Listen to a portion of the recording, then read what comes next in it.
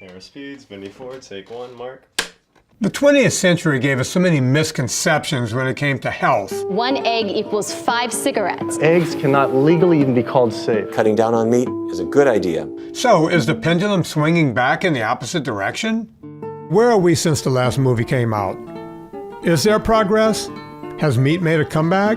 In some cases, I can say yes. I swear by the ketogenic diet. I hear more doctors talking about it. The low-carbohydrate keto community is based on science. And I can see a few things moving in a direction that people want to see it move into. There is a bottom-up revolution going on. But then I see the other side of it. There was another vegan propaganda movie that came out in this past year. Surprise, surprise, there was a product hooked to it.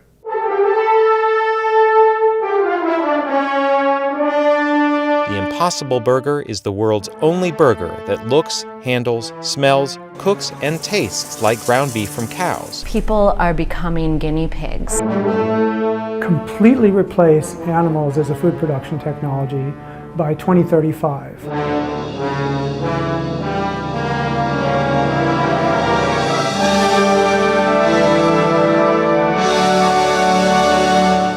In Fat Part 1, we talk about the war for information, but I actually think we also live in a war with ourselves.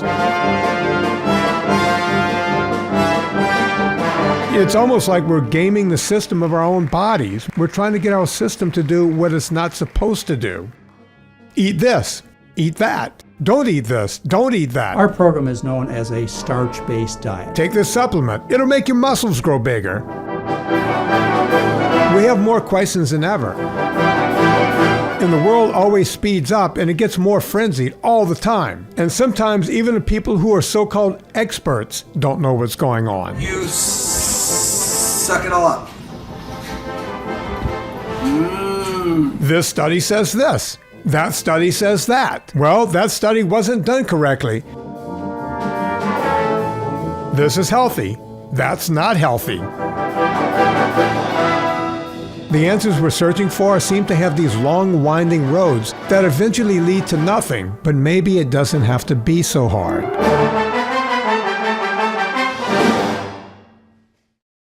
In this movie, we're going to expand on what we talked about in Fat Part 1. We're going to talk to the same experts you saw before, but let them stretch out a little bit. Great.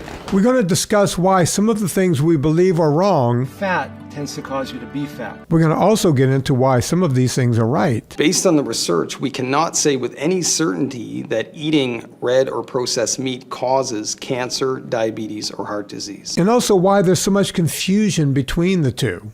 It doesn't have to be that divisive. My name is Nina Teicholz. I'm a science journalist and author of a book called The Big Fat Surprise. I'm also the executive director of a group called the Nutrition Coalition, which aims to ensure that our nutrition policy is evidence-based. Nina Teicholz was a one-time vegan. She crossed over, she crossed the aisle, and that led her into 10 years of research. She went through all the papers, she went through all the studies to come back to figure out where we had gone wrong.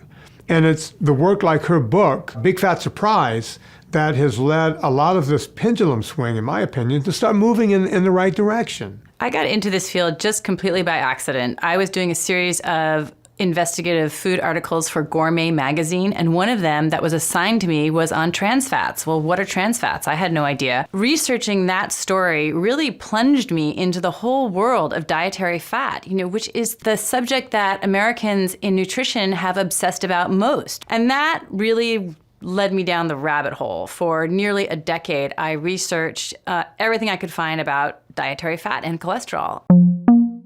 When I started doing my research, I couldn't believe the kind of reactions that I got from interviewing scientists. I mean, I'm the daughter of a scientist, and in my father's dreams journal, if you open up, there are math equations. I always thought that science was full of people like him, who rationally, soberly would discuss interesting ideas and consider other ideas and change their minds based on the scientific observations. And instead, in nutrition science, I couldn't believe what I found. People who were afraid to talk to me. People who said, if you're going to take that line on dietary fat, I can't even talk to you. There is some huge story here. If people are afraid to talk to me, that means there's a really big story here. Saturated fats, butter, lard, cheese, fatty beef, and poultry with the skin on, all said to be bad for your heart. But you should replace most saturated fats with more monounsaturated healthy fats, which help reduce your risk of heart attack and stroke. Limit red meat, dark poultry meat, or poultry with the skin on to a serving the size of a deck of cards per day. In good science, you try to do everything you can not to go public prematurely, because as soon as you go public, as soon as you claim you've discovered something you haven't, or you've realized something that you don't have the evidence to support, all these consequences kick in and make it virtually impossible to back out of. My name is Gary Taubes. I'm an investigative journalist, co-founder of a not-for-profit research organization called the Nutrition Science Initiative, author of Good Calories, Bad Calories, of Why We Get Fat, of The Case Against Sugar. Gary Taubes is largely considered a lightning rod. Gary has never shied away from media. He will go up against anyone because what he has on his side is a little thing called facts. I often ask myself when I was writing Good Calories, Bad Calories, it's like I have friends who are sort of have conspiratorial turns of mind where they think people do things because they're vino and they're getting paid by industry, and I just think that I don't see any conspiracy there. I don't really think the industry had much to do with it. I think the food industry was given this enormous gift of this bad science, and these people just literally could not have caused more harm if there had been a conspiracy. At least if there had been a conspiracy, enterprising Washington Post reporters could have interviewed the right people in garages in Washington and exposed it. My name is Dr. Eric Westman. I'm an associate professor of medicine at Duke University Medical Center in Durham, North Carolina. The U.S. government got involved in creating guidelines for what people should eat, and it was not based on science. What can you say about Eric Westman? The original Atkins diet has been around since the early 1970s, but when they wanted to update it, they had to find a doctor to write that. Eric Westman is that guy. He wrote the new Atkins for the new you. He also started his own little obesity clinic over on the East Coast. The guy is just phenomenal. I was involved in research communities where we would look at a guideline and see that as a straw man, as something to either prove or disprove. So unfortunately, the research that was going to support and back up the low-fat guideline never proved that it was healthy. What's the information people are getting about their health? Because everybody wants to know, what does it mean to be healthy? And that's such a difficult question to answer. They're interested in their health, they've been searching for answers, and they found an answer that has actually done them more harm than good in the long run. Bret Scher was this great guy I met when he came on my Fitness Confidential podcast, and just fell in love with this guy. He's a cardiologist who doesn't believe that red meat will kill you. He also feels the same way about saturated fat and cholesterol, which is a paradigm shift when you think about it, because there are not many cardiologists out there that are thinking that way. Hormones in our body play a huge role. So things that raise our insulin are going to encourage our bodies to store more fat. So just because you're taking fat out of something and then you're enhancing it with increased carbs and sugars, that is actually making this problem worse, not helping it. Clearly, this idea that we are supposed to avoid fat has been a major factor in causing, paradoxically, the obesity epidemic. That's the big myth, the idea that it's dangerous to eat natural foods with fat and cholesterol in it. Andreas Ehrenfeld's a great guy who noticed that the more medicine he handed out, the sicker people got. And he felt that there had to be a better way. So he started working with food, pulling certain things out of people's diets, adding other things.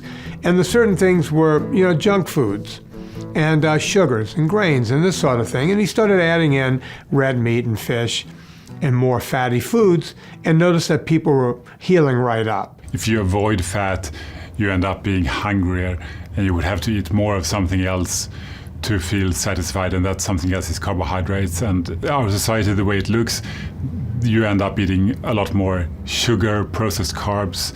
That is probably the cause of the obesity epidemic today. By this point, everyone knows there's an obesity epidemic. And while we can argue all day about fat versus low fat, pretty much everyone agrees that sugar is bad for you. Sugar makes insulin work better and cures diabetics. Well, almost everyone, but we'll get to that later. BMI is one of the most commonly used measurements to determine if you're obese, but the newest research says that BMI may not be reliable. The biggest problem with getting useful data has to do with doing the math honestly. We actually have a problem of philosophy of science right now. We have a replication crisis where things can't be replicated. We have people who do research that do something called p-mining. The p is the statistical significance of your study. P-hacking is manipulating data or analyses to artificially get significant p-values. You can actually get your data and then find the statistical model that fits best to prove that your data is working. I'm Dr. Drew Pinsky. I'm an internist and addictionologist. Dr. Drew, look, like everyone else in LA, we love Dr. Drew, all those years of Loveline, but the fact that he does what he does with addiction medicine and the lives he has saved, I'm happy to call Drew Pinsky a friend. The way we examine populations, we're looking at sort of average effects on the mean. So people on either end may have very different physiologies that have very different sorts of interventions that we're completely missing. There's really a crisis coming in the philosophy of science. Intelligent people should know the difference between causality and correlation. And weirdly enough, in this field of nutrition, because it's so hard to do the necessary experiments, what you end up with are correlations between health and disease, and one of the correlations is that people who consume a lot of artificial sweeteners tend to be more obese and diabetic than people who don't. Artificial sweeteners have been a staple for dieters since the 1980s, and there's a real debate about the harm they cause. The problem is, if you think about who uses artificial sweeteners, are the people who have weight problems, the people who can't control their weight drinking full sugared sodas. And so you have no idea which way the causality runs, whether these people are unhealthy because they consume artificial sweeteners, or whether they consume artificial sweeteners because they're unhealthy and they're predisposed to get fat. The major points about your diet really sort of hover around two things: fat, fruits and vegetables. You've got to really get your saturated fat and trans fat as low as you possibly can. And we know that if we do that, you can actually decrease your risk of coronary heart disease 40–50%. There is a correlation between obesity and heart disease in that people with obesity often have other risk factors like high blood sugar, high blood pressure, dyslipidemia, meaning bad cholesterol profile. And all these things increase the risk of heart disease.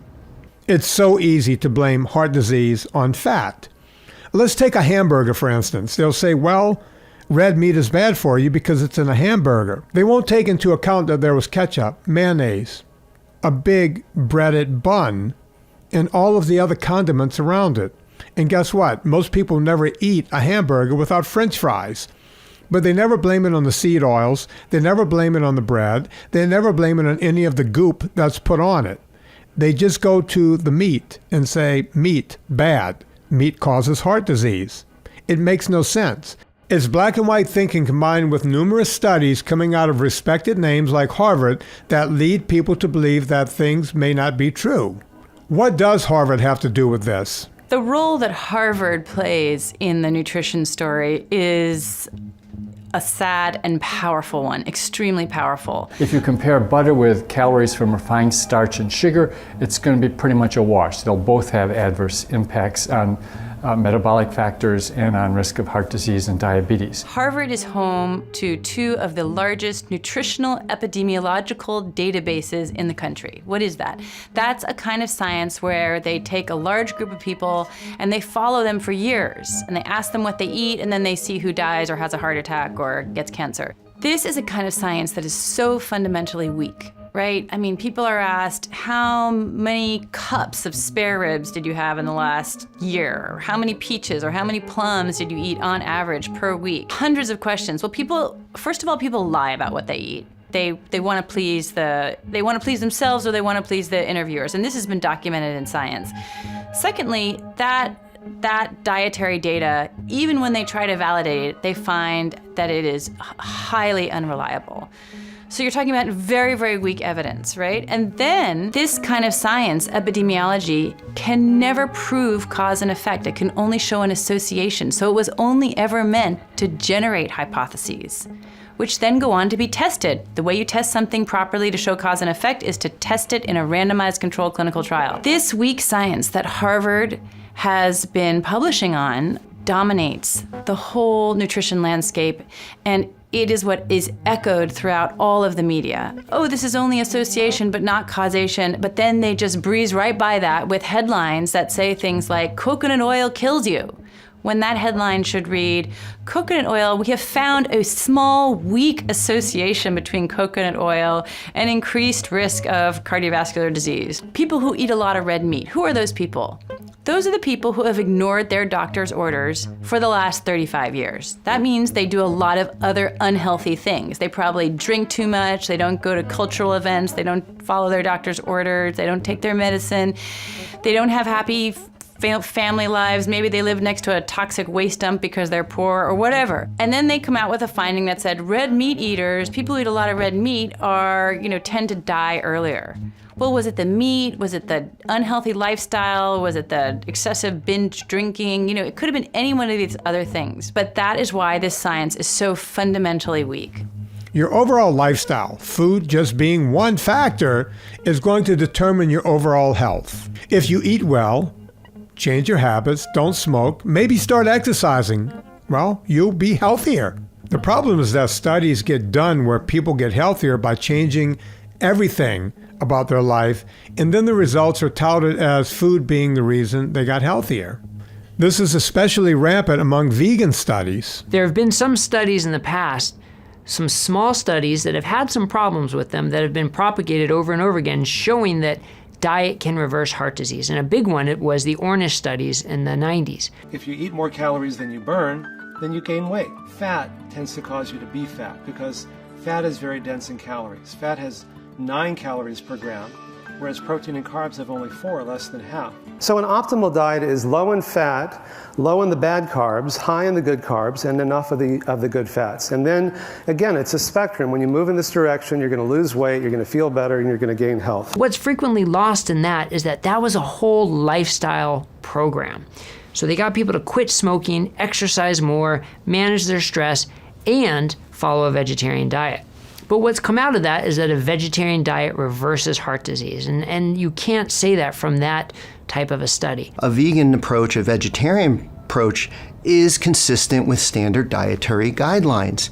And the question is that really a healthy approach? I'm Dr. Jeff Gerber. I'm a board-certified family doctor from Denver, Colorado. I've been a doctor for over 30 years. About 20 years ago, I realized I didn't know much about nutrition. So I took it upon myself to learn more, and I used nutrition as a tool to treat and prevent chronic disease. I look at Jeffrey Gerber and I think hero. He looked around and went, wait a minute, I'm healing people with food. What I'm doing, what I was taught in school is not working. Instead of just going down that road the way the AHA or the ADA does, where they just keep spewing the same lies, hoping for different results, Jeffrey Gerber looked around and said, hey, we need to do something about this. We think, especially with vegan diets, it's quite a challenge because you're often deficient of macronutrients that you would get from animal-based proteins. Most people tell me they feel great when they go on a vegan diet, only to feel bad later. My view has always been, well, when you go on a vegan diet, you're cutting out a bunch of crap, a bunch of processed food in your life, but at some point, it's not sustainable. I think there are lots of different approaches that can be healthy. You could even do an extreme diet like a vegan diet and feel great because you're not having sugar. You're reducing the starches that raise the blood sugar. But in my experience, some people will blindly follow certain diets, including the vegan diet, and gain 50 to 100 pounds and never even think that the vegan diet might be the cause because they know it's healthy.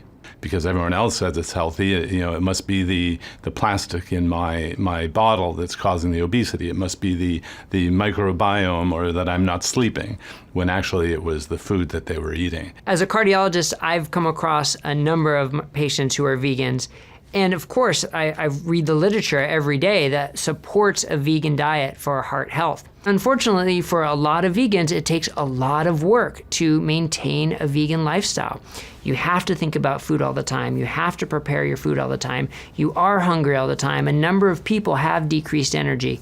So I think that is a downfall to the vegan way of life. Not that there can't be healthy vegans. Of course there can.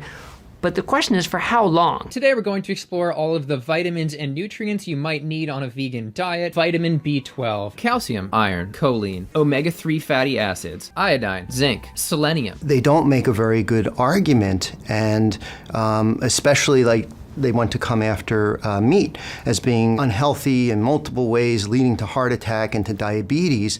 And you have to understand that a lot of their comments are based on the ethical treatment of animals.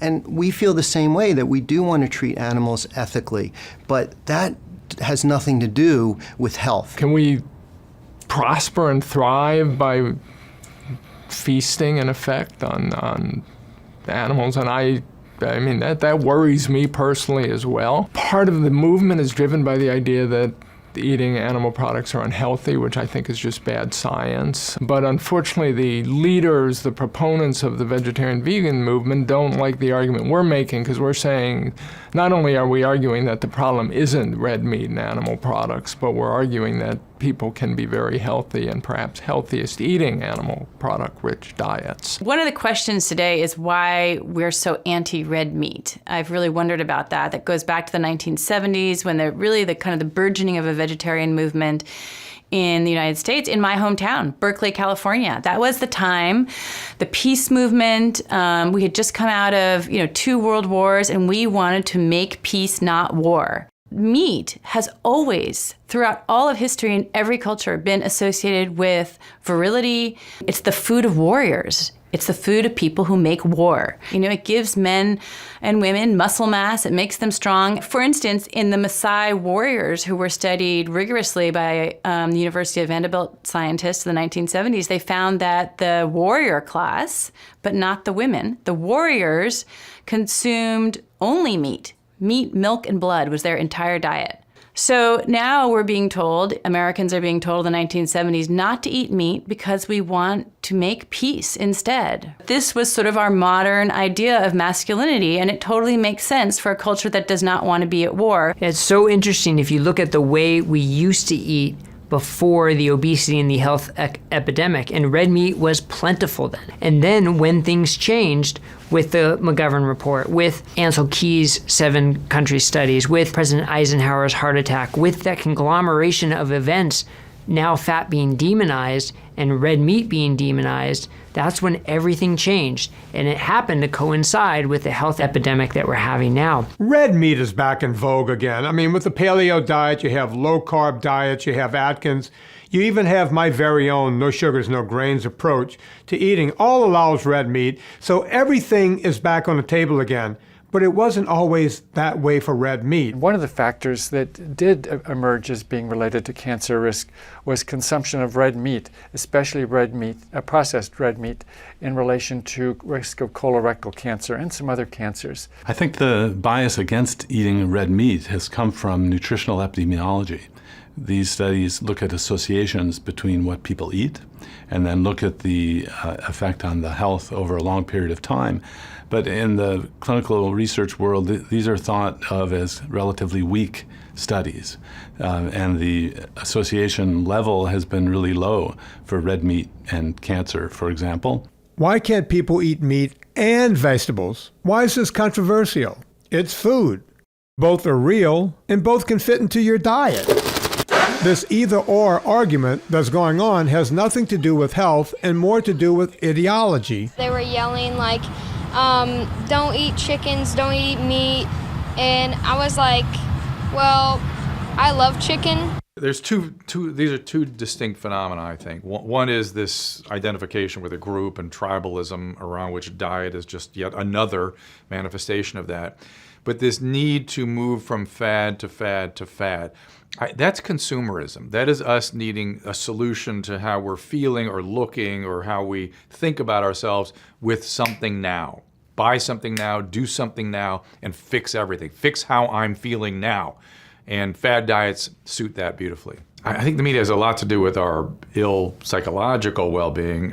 To blame diet and sedentary lifestyle, I mean, I've heard blame on TV my entire life, but it's us. I mean, look, people that create media only create stuff that we watch. I mean, it's us that they're creating it for. If we didn't watch, they wouldn't create it the way they do. So we need to watch ourselves and learn how to train ourselves not to consume this garbage in such a unthoughtful way. Bad news for bacon and sausage lovers. The World Health Organization says those foods can cause colon and stomach cancer. Again, a lot of this information does come from media, who loves to tout institutions like Harvard whenever they put out dietary findings. Harvard said this. Harvard said that. Why shouldn't we believe Harvard? Walter Willett of Harvard University is widely considered to be the most influential person in nutrition science today. He presides over the largest two what's called epidemiological databases in the country. And those databases, you have to understand, all they need to do is to find an association. It's just a whole bunch of statistics in there they get from dietary questionnaires, and they can just, like a mimeograph machine, they can just pull out anything. Like, meat is associated with this outcome, or vegetables are associated with this outcome, or French fried potatoes lead to more this kind of cancer. They can run those statistical tests all the time, right? Those associations. So they're publishing all the time. Well, in science, sort of the frequency of publication is part of what makes you powerful. And compare that to somebody who's doing clinical trials. Like, they might do a clinical trial and it takes them 2 years, and that's where they're actually feeding people, and they change their diets and they give them counseling. They get one paper out of that. Walter Willett really believes a vegetarian diet high in whole grains is what the diet that is the healthiest, and he wants everybody to follow that diet. One, I think, important concept that's developed over the last decade or so is that diet quality, the combination of foods, the pattern of foods, is important in directly influencing disease risk, but also in helping us better control our body weight. So these we used to think of were sort of separate things, but now they're intertwined. And the kind of dietary pattern that Dr. Hu was talking about, like a Mediterranean diet that has lots of fruits and vegetables, low amounts of red meat, whole grains, that actually makes it easier for us to control our weight than eating a diet of refined foods that's directly unhealthy but also makes it more difficult to control our weight. What I found in my research is that Harvard has also received a great deal of money from one of the largest vegetable oil manufacturers in the world called Unilever. Willett is a scientific advisor to numerous industry-backed consortiums that promote grain consumption, like Old Ways and the International Carbohydrate Quality Consortium, all funded by Barilla Pasta and Kellogg's and all these carbohydrate makers that have Willett on as their top spokesperson or top advisor, organizing conferences for them. And in 2013, I think, when Nature magazine, when they had a rare editorial kind of critique of Walter Willett, they said one of the things that he did was that he continually simplified his data and published data that really ought not to be published. How could we find out who to trust besides your book? Read my book. Yes. That's what it's about. Read your book. There's overload of information. Anybody can set themselves up as being an expert, and the public is understandably confused. It's interesting that there's such a crusade against red meat versus other meats. And this really comes down to the fact that red meat has saturated fat, and that we've been told that saturated fat is bad.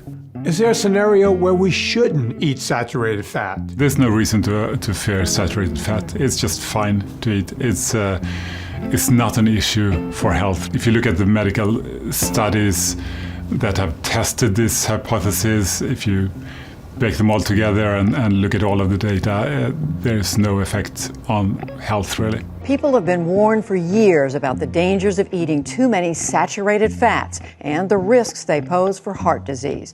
But a new analysis of more than 70 studies finds that saturated fats do not necessarily lead to greater problems with heart health.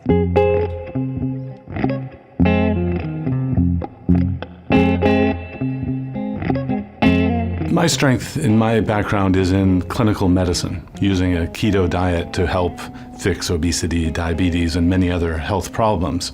I've learned a lot by reading the books Good Calories, Bad Calories by Gary Taubes and The Big Fat Surprise by Nina Teicholz.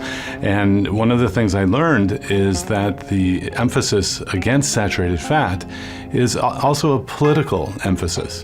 So that because America doesn't make lots of saturated fat kinds of products, and because the nutritional epidemiologists are funded by other companies that make products that don't have saturated fats, there's a bias against them which is not scientific. If saturated fat raises your cholesterol, and if cholesterol can in some situations be related to increased heart risk, then anything that is a saturated fat must be related to increased heart risk. It's this line of illogical thinking that has led institutions like the American Heart Association to demonize anything that's a saturated fat. You know, nothing against medical doctors. It's just that when you're in a club and they keep telling you the same thing in the club, and this is the only way it is, and you never see any other viewpoint, you just start believing. Religion works like that. You will be in one religion at the expense of every other religion. And even though they all say pretty much the same thing, some people will look at their religion and go, your religion's not good because mine's the best. I tell people who are in my clinic who are working with other doctors and cardiologists in particular to just tell them they're doing a modified Mediterranean diet. And the other doctor will go, oh, well, that's fine. And they won't ask any more because they're not really sure what the modified Mediterranean diet is, but they know it's good. So I know that it kind of plays the politics a little bit, but we're in that space where doctors sometimes knee-jerk against things that they don't know, and using familiar terms can actually make it easier for my patients to not get pushback from other doctors. I guess the other question, though, is it something magical that's going to help everybody shed pounds and feel wonderful? And the truth may not be that far either. But it's important that we can't go out and demonize one type of food simply because we think there's a theory that it might be related to something. I mean, people listen strongly to the recommendations of these guidelines. The vast majority of the calories are really coming from bad stuff. And so if you're looking at red meat and don't specify the comparison, you may not see much with red meat because you're comparing it with a lot of other bad stuff in the diet, a lot of refined starch, sugar, partially hydrogenated oils. Epidemiology, you always find at the bottom of one of the Harvard papers, we have to, our caveat is that it's only an association, it does not prove causation, more studies are needed. But if you look at the press release that accompanies it, the headline is almost always like, coconut oil causes heart disease. Well, there's nothing wrong with coconut oil. It's perfectly safe and actually very healthy to use in your diet and in cooking. Good for your skin, not good in your body. But we always hear about these controversies coming out, and it only has to do with the fact that other industries who are making hydrogenated oils don't want this pure natural oil to be anywhere near their product. The big problem with coconut oil is it's high in saturated fats.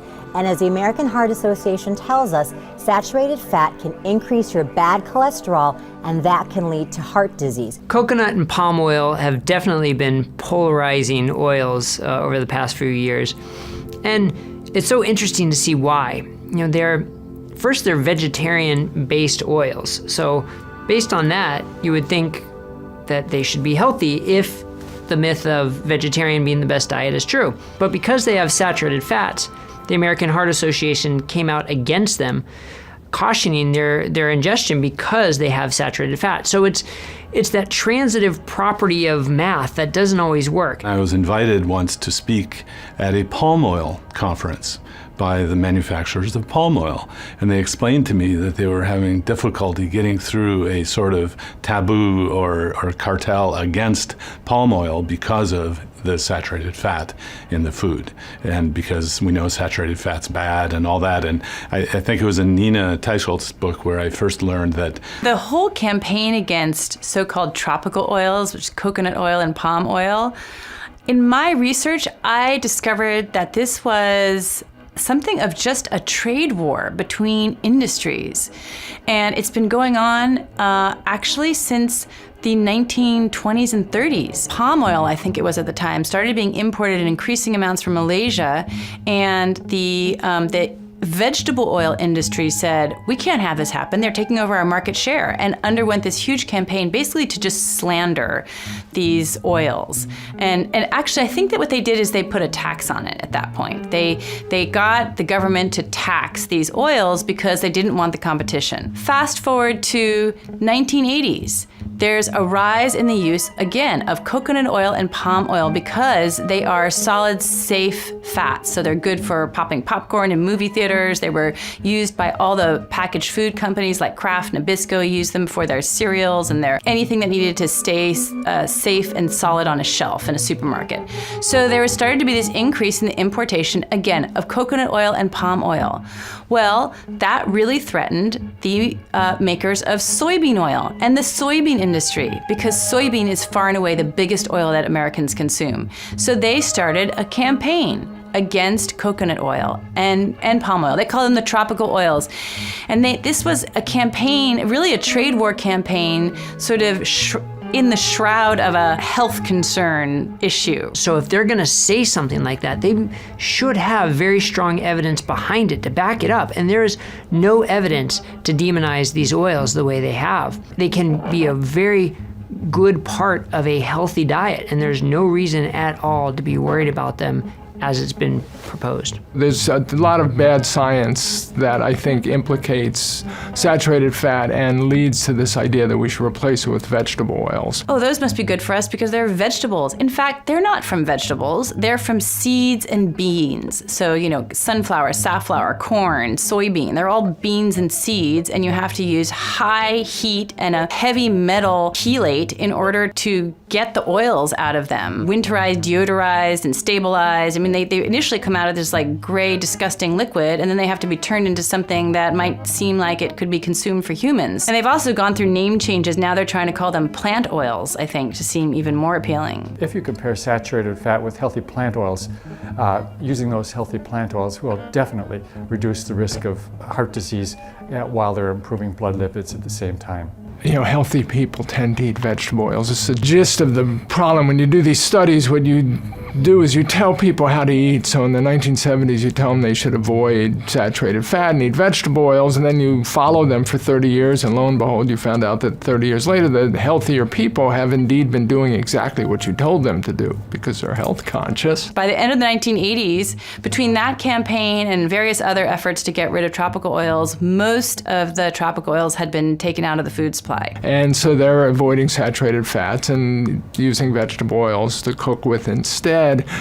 And they're healthier, but that doesn't mean they got healthier because they use the vegetable oils. I do wonder if the recent outcry against tropical oils that you've seen by the American Heart Association and by Harvard, I really wonder to what extent we're seeing just a redux of this same trade war. I know that Harvard is funded by vegetable oil companies that compete with tropical oils. So one really has to wonder if they're now sort of trotting out scientists to protect the domestic American soybean and soybean oil industries. So there are two changes that I think are necessary. First, we need to get away from this idea that saturated fat is bad for us. It's really not a major factor. We need to accept that saturated fat can be a part of a healthy diet. Second thing we need to get away from is this idea that it's all about calories, that just by counting calories, eating less, and running more, you would magically sort of lose weight. It's really not effective for the vast majority of people, and we need to focus more on the hormonal regulation of weight, live in a way that makes our body normalize the hormones, including the fat-storing hormone insulin, so that it becomes much easier to maintain a good weight. The fact of the matter is, exercise is very important. I always call it the fountain of youth. The problem is that it's not good for weight loss. We've been teaching people you have to exercise, and I've had people who can't exercise because of a bum knee or just they don't like it, and they don't even try to lose weight or fix their diabetes because they've been told they have to exercise. In fact, this is perpetuated by a lot of doctors as well, and because it's worked for them, they think it'll work for other people. Now, I'm a big proponent of exercise, and I think exercise is crucial for a healthy overall lifestyle, but it's not the go-to way to lose weight. It was in the best interest of these snack companies and the companies making the high carbohydrate, low fat foods. It was in their best interest to say, as long as you're exercising and as long as you're burning calories, then you can eat whatever you want and however much you want. That's what padded their bottom line, and that's what sold more products. And that's what helped perpetuate this myth that exercise was the best thing you could do for your health, and you could exercise away any amount of poor dietary indiscretion. In theory, the idea makes a lot of sense. You burn calories through exercise, which must lead to fat loss. The laws of thermodynamics is a good idea. It just doesn't work here. You cannot outrun a bad diet. So modern nutrition science begins in the late 1860s with the invention by German researchers of devices called calorimeters that allow you to measure the energy expended by a large animal like a dog or a human. So you live inside these rooms and you can get a measurement of how much energy is expended. And so by the 1860s, the nutrition community for the first time ever can measure the energy that people consume in foods. You burn the foods in what's called a bomb calorimeter, and you measure the heat released, and that tells you how much energy was in the foods. And now you can measure the energy out. And for the next 50 to 60 years, all of nutrition science was basically measuring energy in and energy out, and vitamin and mineral deficiency diseases and protein requirements, and a little bit about things like fiber. And so by the early 1900s, when researchers, clinical investigators, physicians interested in these problems are trying to come up with a hypothesis of obesity and relate it to the food we consume, all they have are energy in, energy out, vitamins, minerals, protein, fiber. And they can't figure out a way that vitamins and minerals and protein and fiber can play a meaningful role in obesity, so they end up with energy in and energy out. That's it. That's because that's what they can measure. And that becomes a theory ever since, and it gets locked in, and it stays locked in. That's the weird thing. In 1921-22, the hormone insulin is discovered, and the science of endocrinology, of hormones and hormone-related diseases starts to explode. But you still can't measure the impact of food on the hormone levels in the blood until the 1960s. So it's only in the 1960s that you have another way that you can study that food influences what our body is doing. And by that time, we've had 50 years of thinking of obesity as an energy balance disorder. We realize that if you change the hormonal status, elevate insulin levels, depress glucagon levels, growth hormone is playing a role, and our foods are influencing all of that. Nobody cares. It's just too complicated. This energy balance idea is too big to fail. And then diet book doctors get involved, like first Herman Thaler writes a book called Calories Don't Count, and then the infamous Robert Atkins, and they read the research and they say, wait a minute, it's not about how much you eat. It's a hormonal thing, and it's the carbs are the problem, and get rid of the carbs. And now the research community doesn't like this idea because it's coming from these cowboy diet book doctors, and they don't want to listen to them. Some very petty human emotions feed into this idea that we should continue to tell people to do the wrong thing.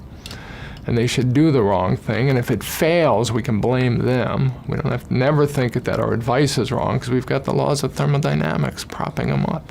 We always get into this argument over what's the best fuel to put in your body. One thing everyone agrees on is that sugar is bad for you. And when I say everyone, I mean almost everyone. Some doctors, including one who proposes a vegan diet, says sugar is not the major cause of diabetes. You really have to see this to believe it. Carbohydrate, including pure white sugar, increases the sensitivity to insulin. It was published by Brunzell from University of Washington in the New England Journal of Medicine in I think 78. Brunzell's his name. He took type 2 diabetics. He made a synthetic diet, 45% sugar, and then doubled white sugar, maltodextrose, plain table sugar, doubled it to 85% white sugar. Every aspect of the diabetes improved.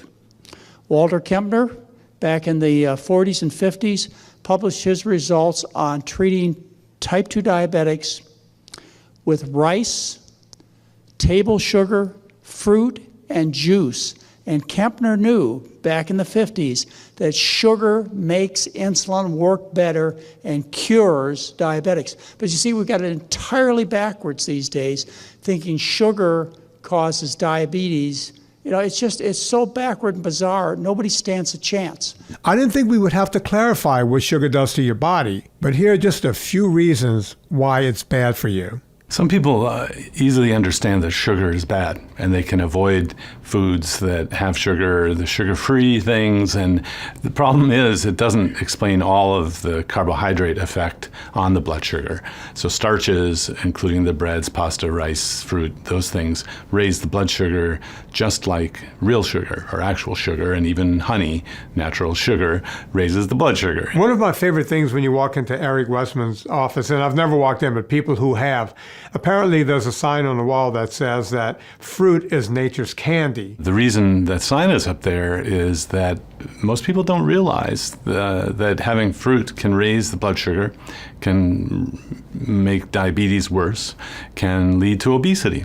It raises your blood sugar, increases the fat-storing hormone insulin, and puts the body into fat-storing mode. Fat in the liver, if you eat a lot of sugar, you would end up with a fatty liver, and that increases fasting insulin levels. So you get insulin resistance and high insulin levels all through the day. Sugar is addictive, and it may not be addictive for everyone, just like alcohol isn't addictive for everyone, but it's addictive for a large number of people. I mean, I've been spending the past at least 17 years as a psychiatrist talking to people, thousands and thousands of people, hearing their stories. And when I talk to people about food, there are many clues to addiction in their stories. My name is Georgia Eade. I'm a psychiatrist. Georgia Eade, the only words I could come up with for her is pioneer. She's a psychiatrist. She's a medical doctor. And as a psychiatrist, the first thing that happens if you go to one of these people with a problem is they're looking to put you on a medication. Georgia, not the same thing. Georgia is there trying to figure out if she can heal you, number one, without medication. Number two, which is as important as number one, let's try to do it with food. Being preoccupied with food, feeling guilty after eating food that they think is, quote, bad for them, and, you know, spending a lot of time thinking about food that would be better spent doing other things. And, you know, I think that it's one of the things that people really want a lot of help with. But when I'm talking to people about food, I hear the same patterns as if I'm talking to somebody with any other substance abuse disorder. For the average person, that reward is enough to keep you going. And I can tell you personally, when I get off carbohydrates, and I've known this for years, you have a withdrawal. I get all the same symptoms, milder, mind you, again, so I don't like too powerful a connection with addiction per se. It minimizes the misery of my patients. But when I come off carbohydrates, get irritable, discontent, I have pain, I have sleeplessness, I have anxiety. Opiate withdrawal. I have full-on opiate withdrawal for 3 days every time. And that's what we're trying to protect against on a keto diet, to try to stop that raise of blood sugar, to prevent diabetes or treat it, and to prevent the insulin rise, which is the hormonal state of creating obesity. We'll go into depth about the ketogenic diet momentarily, but we first have to understand that most of our problem stems from what industry is doing. And as I said in Fat Part 1, industry is a machine. It's not a person. It's a thing that's designed to make money, and that's it. It's not good or bad. It just is. It's tough if you're the sugar industry, but the beverage industry was always happy to sell artificially sweetened beverages because artificial sweeteners were cheaper than sugar, if nothing else. They didn't care what people drank as long as they drank their products. Grain industry, they could create grain that's got a lower glycemic index. You know, the lesson of the 1980s was when we told people to create low-fat foods, they were happy to do it. And they change the way we eat. The problem is they change the way we eat for the worse. I think the tide is starting to shift somewhat. People now realize that added sugars are not good. I mean, there was a point, it sounds ridiculous to say, but there was a point where people didn't quite realize added sugars were unhealthy for you. Eating sugar is not essential whatsoever. And in fact, our body will make sugar at a certain point from eating protein. The Institute of Medicine itself acknowledges that there is no essential need for any carbohydrate. The body needs a certain amount of glucose for the functioning of its brain and its eyes, but your body is able to make that glucose through a process called gluconeogenesis from the protein that you consume. Gluconeogenesis is the process by which your body will take excess protein and convert it into glucose. Many people wonder if there is a need for carbohydrate in the diet at all. In other words, is there an essential carbohydrate, meaning the body can't make it, so you have to eat it? And that is in debate. It's not clear. One of the most unbiased sources of nutritional information, the Institute of Medicine, actually says pretty clearly there is no essential carbohydrate. You don't have to eat carbohydrate. Based on that, I wrote a letter to the editor some years ago just questioning whether carbohydrate was essential. It's interesting that that letter has been cited many, many times. It was just a letter to the editor. The science in regard to how you create an essential nutrient and what you call a macronutrient. So when you're on a keto diet, your macronutrients are proteins and fats. The idea that sugar had any benefit actually stems from fallacies propagated in the 1970s. Ads in magazines saying things like, sugar can be the willpower you need to undereat.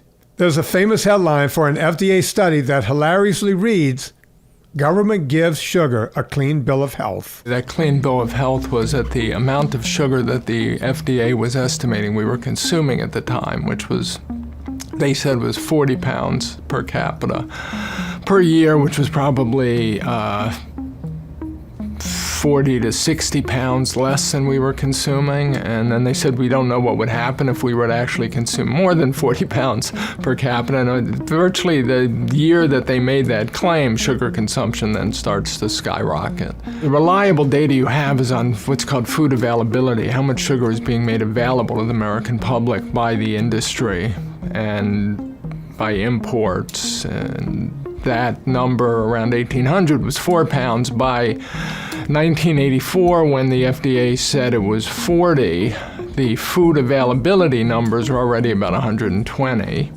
pounds per capita, and they estimated that we were consuming about a third of that. They're taking what they know, which is how much is made available, which is a reliable number and you could use to compute trends from, and then they're creating this estimate of how much we actually consume and then say, well, 40 pounds doesn't sound like a lot, but it's kind of a meaningless number because you have nothing to compare it to.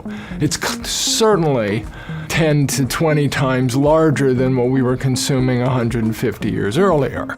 They started doing this in the 1940s during World War II because we had to know how much food was available and what we could expect to deal with food rationing during the war, and they kept it up religiously since the 1940s, and they backdated it to 1907 to get a feel for what had happened in the previous war and World War I, and to get this history. And so if you accept the backdated data from 1907, it looks as though we used to be eating a lot less meat then.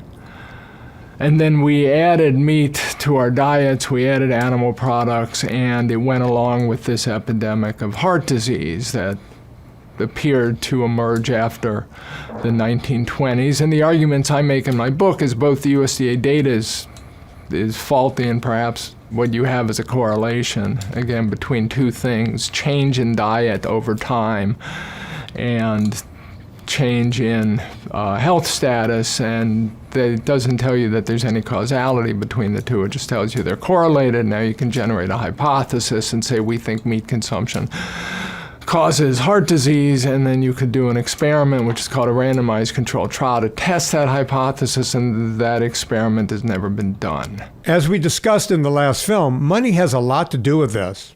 When you don't spend the money on the studies, it's easy to say, There's no study that says keto works. These studies are extremely expensive, and there have been enough good studies done to support our moderate approach, which is looking at balanced foods, vegetables, fruits, grains, and lean meat and dairy products. How do you know it doesn't work if there's never been any large-scale studies? Back before I wrote my book, Fitness Confidential, I only had my clients in LA who I worked with. After the book came out and then the podcast got popular, now it wasn't just 20 or 30 students. It was first hundreds and then thousands and then tens of thousands. So once you have that many people doing N1 and it's working, well, it's not an N1 experiment anymore. It's actually been known for a long time that the root cause is eating too much and specifically carbohydrates. So 150 years ago, the first treatment for obesity was actually a low-carb ketogenic diet. It was written about in England, and I find myself in a curious situation where I'm just reminding people of something that we've known for 150 years, that one, solution for the obesity and diabetes epidemic is a low-carb ketogenic diet.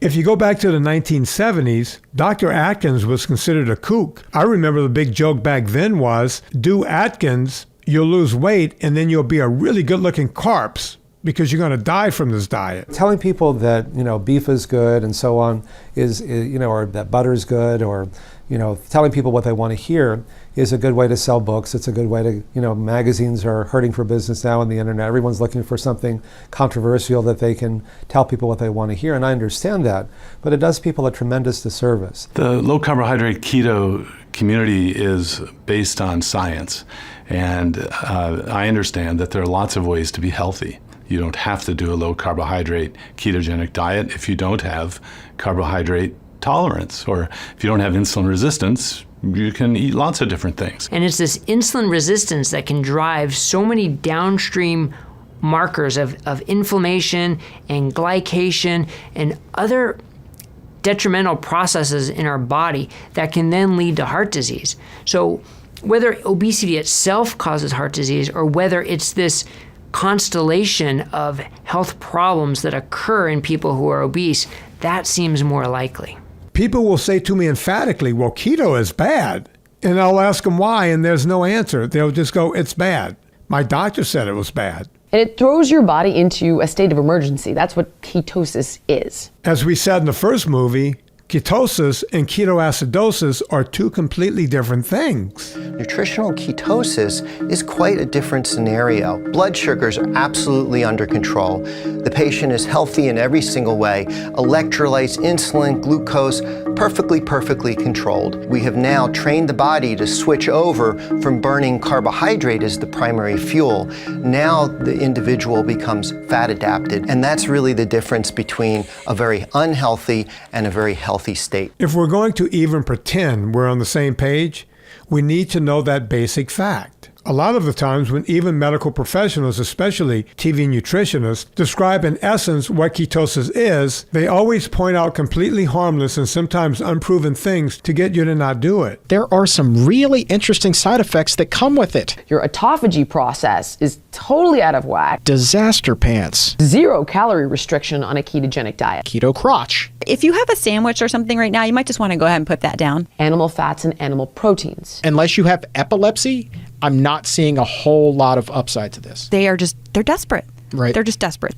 Bacterial vaginosis. Rich in saturated fat. So I actually have not done keto myself, as you might guess, but... The keto diet is the sort of latest thing, which is already promoting pushback from the community. Like, they're trying to tell people, don't even try it because it's going to give you bad breath or constipation, and therefore, if you weigh 300 pounds, you should just continue weighing 300 pounds, because if you lost 100 but your breath smelled like ketones, that would be a tragedy. Get all the benefit over here, none of the negatives over here, and all the benefits over there.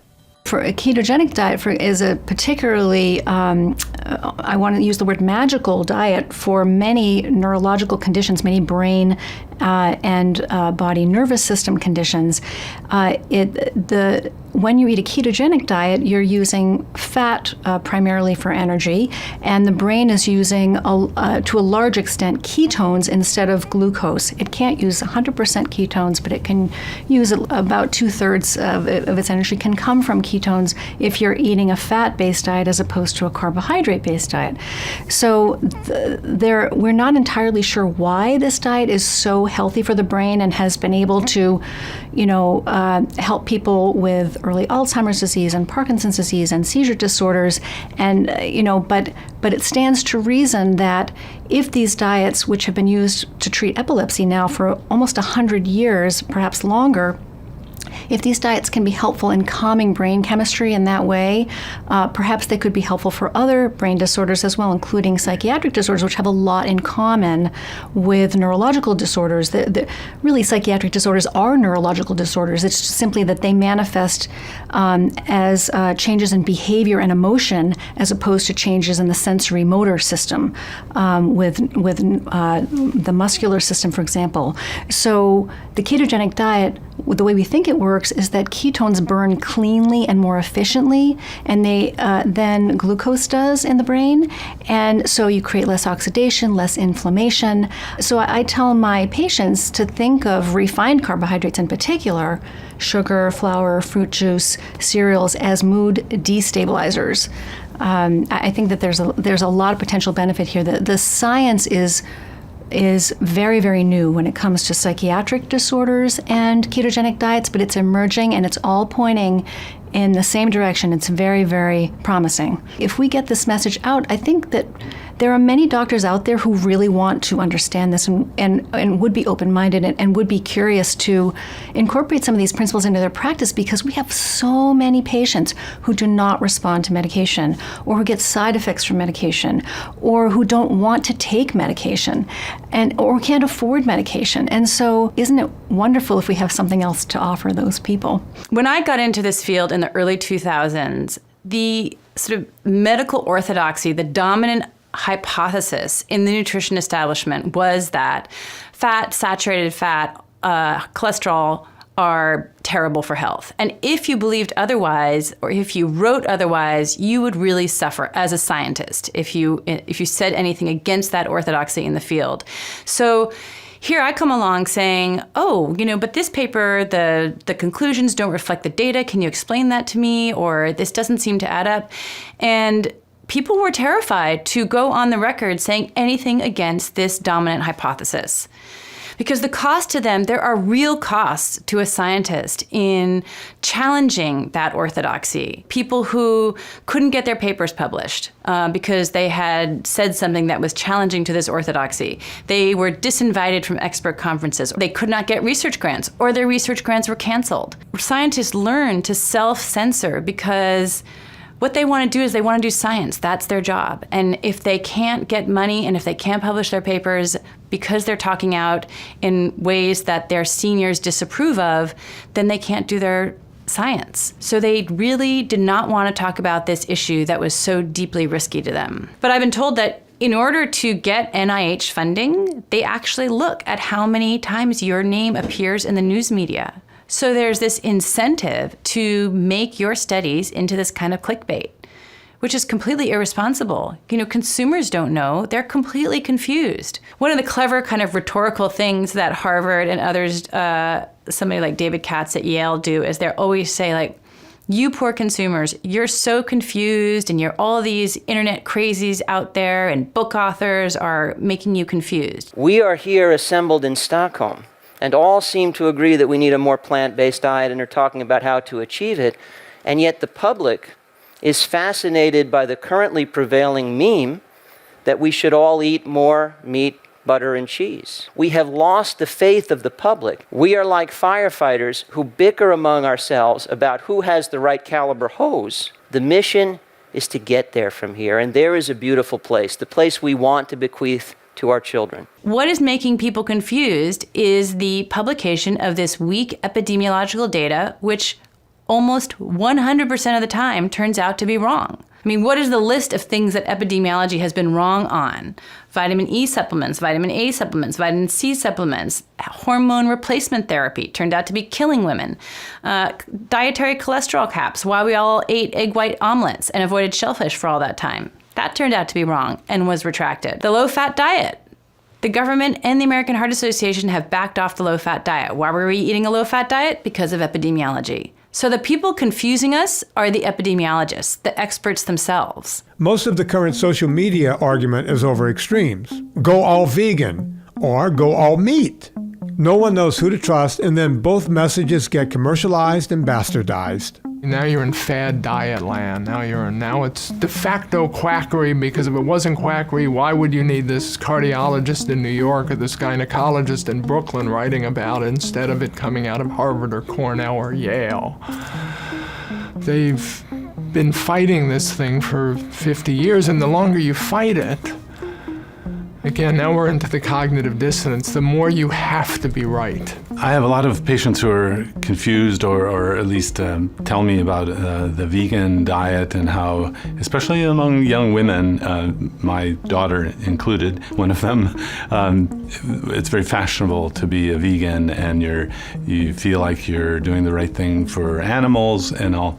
But as a scientist, I want to promote or recommend a diet that's actually healthy for humans, not just for animals, right? So, I mean, I'm here to help the person in front of me in a clinic, so I want the diet to be as healthy as possible. And it's possible with a vegan diet to have nutritional deficiencies. Some of the nutrients of concern in the vegan diet include vitamin B12, iron, calcium, vitamin D, omega-3 fatty acids, including EPA and DHA, and protein. We found that some of these nutrients, which can have implications in neurologic disorders, anemias, bone health, and other health concerns, can be deficient in vegan diets. Low-carb diets for a vegetarian is possibly a successful approach. We actually have low-carb vegetarians who perhaps can add dairy or eggs or fish and chicken to the diet, and in this way they can lead a healthy life. But I think it is fair to say that we are omnivores, and animal-based proteins as well as plant-based proteins can be healthy for us. You know, you can say what the science says, and then you can say what people actually do and actually stick with.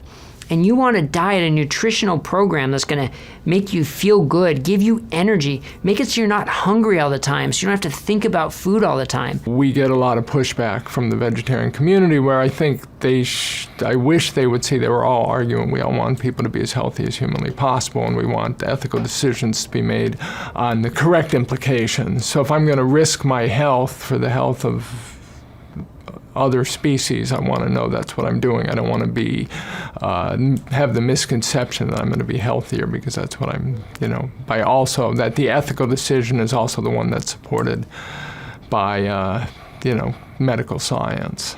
All we do is talk and talk and talk about health, and at the same time, we're just getting fatter and more unhealthy.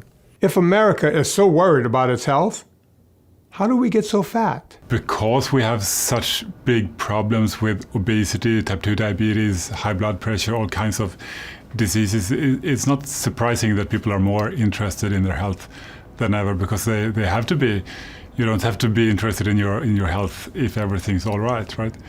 It's only when you have a problem that you need to do something about it. The myth is that the healthcare system is the best place to go to get healthy. That's another terrible myth that so many people are falling into that trap. And if you're acutely ill, if you need a surgery, if you have a bad infection, the healthcare system is fantastic. But when it comes to these chronic diseases we're facing, unfortunately, it is a myth that the healthcare system is the best place to address those. There's a lot of information today on the internet. It's a wonderful thing and it's a terrible thing.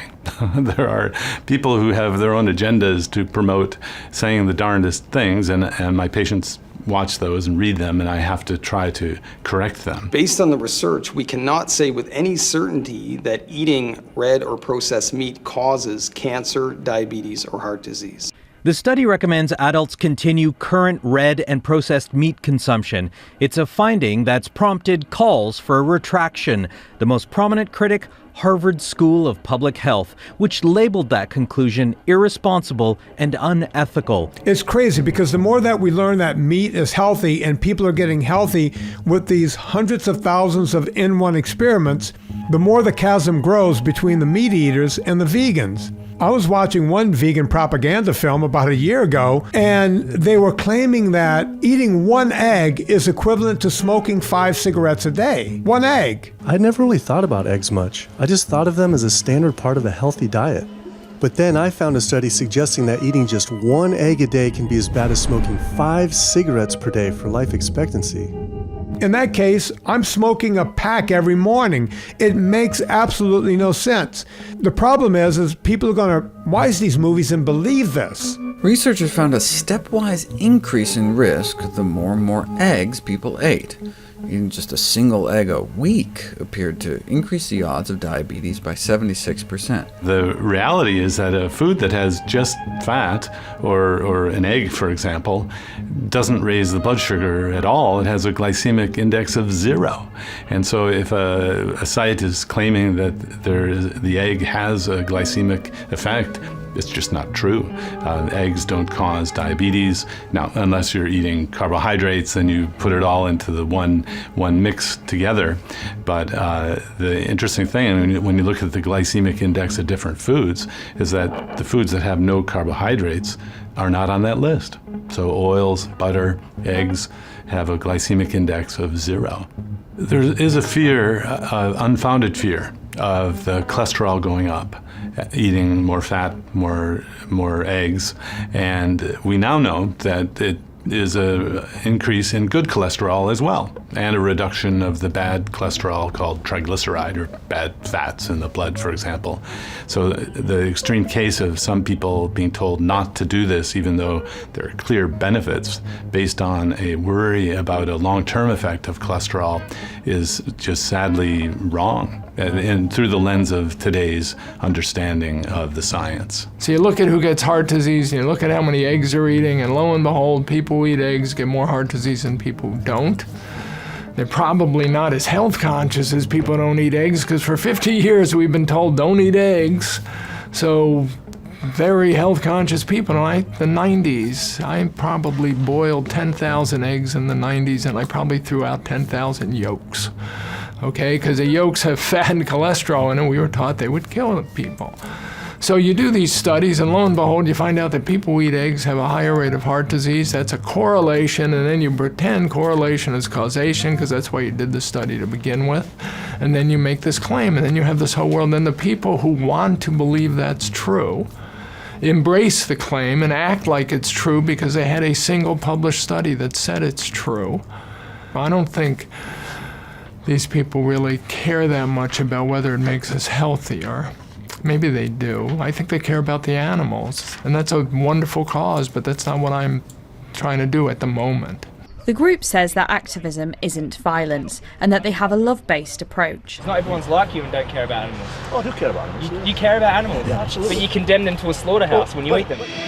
If somebody gives up meat and goes vegetarian or vegan and gets healthy, and they can control their weight and they control their blood sugar, and then, geez, that's the greatest thing in the world, and I'm happy for them. But if they can do it by eating a low-carb, high-fat diet, which clearly people can, then I think we should be happy for them and support it. A high-fat diet is not unhealthy on its own and should not be avoided even if you're a green-only vegan, unless, in fact, you don't like the food.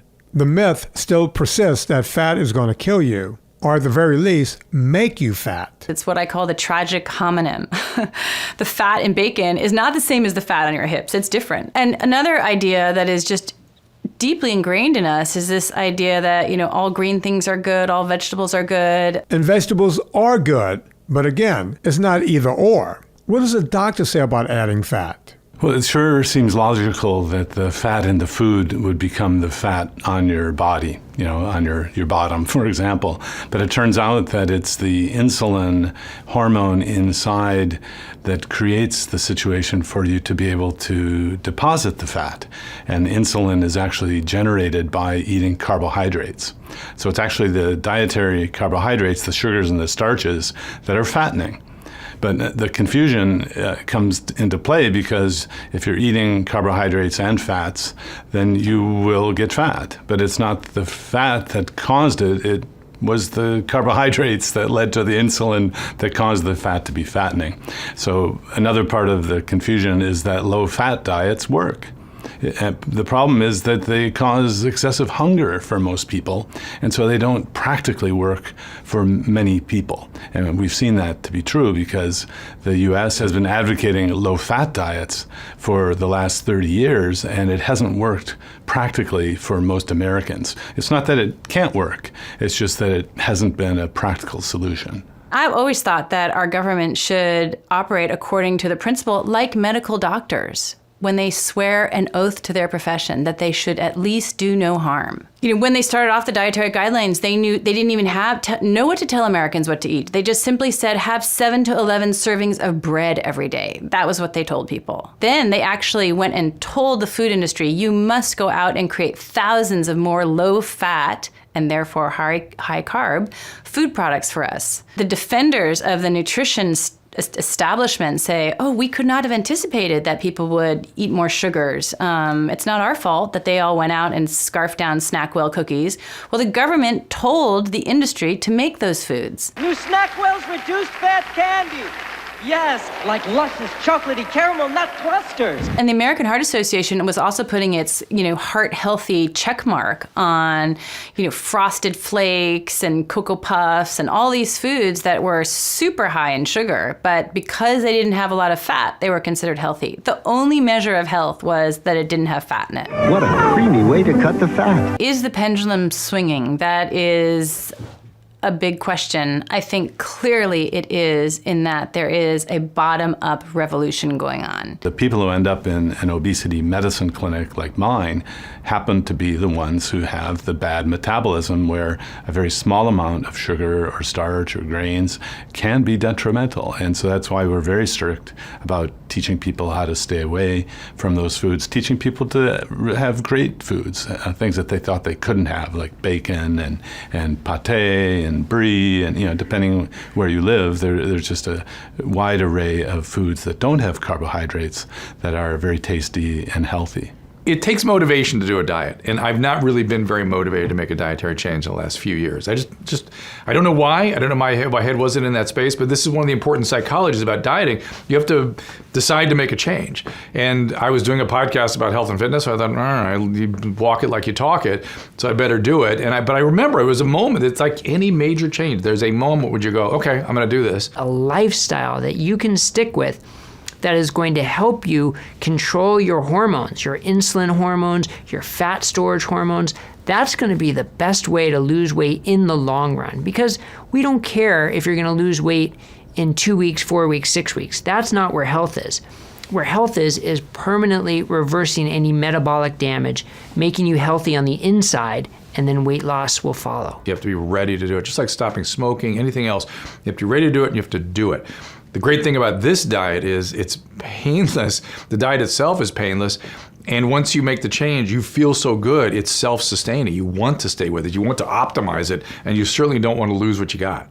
There's a Credit Suisse report that came out a little while ago saying the market is going to shift on fats. So, telling business, get ready for this. It's going to change. We see butter sales going through the roof. We see meat consumption actually increasing. There are signs in the market that that consumer-driven demand is changing. So there seems to be somewhat of a groundswell. You walk into grocery stores and things are now paleo, the way things used to be vegan. You walk into bookstores and there's books on low carb, and the computer is just full of all of this stuff. Look, I get it. We live in a society where everyone wants everything fast. Just tell me what to do. You want no sugars, no grains? Eat bacon. Eat beef. Eat an avocado. That's NS&G. NS&G, you have gray areas. I know you were on the whole 30, right? It's like either you're in or you're out. Yeah. NS&G, you can mess up at noontime and you're right back in that evening, and you just go with it. As long as you're cutting out sugars and grains, you're on point. I've done well over 1,700 podcasts at this point, and I use one line in each and every podcast: your good intentions have been stolen. I'm just here to try to help you get them back.